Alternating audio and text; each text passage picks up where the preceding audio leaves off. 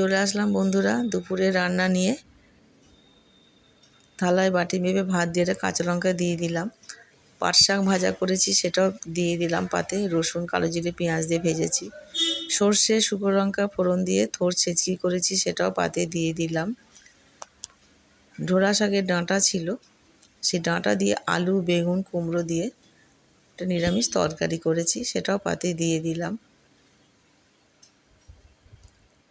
এবার বাটিতে আমি দিয়ে দেবো চিংড়ি মাছ দিয়ে চিচিঙ্গে ছেঁচকি, সেটাও আমি পাতে দিয়ে দিলাম। কালো জিরে রসুন পেঁয়াজ দিয়ে চিচিঙ্গে ছেঁচকি করেছি। বন্ধুরা এটা শুকনো ভাতে খেতে খুব ভালো লাগে।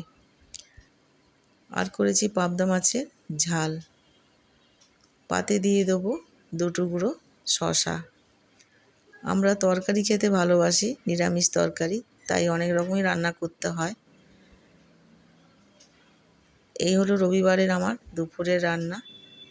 আমার রান্নাগুলি দেখে বন্ধুরা আপনাদের কেমন লাগলো কমেন্টে জানাবেন, আর সাবস্ক্রাইব করলে আমার ভালো লাগবে।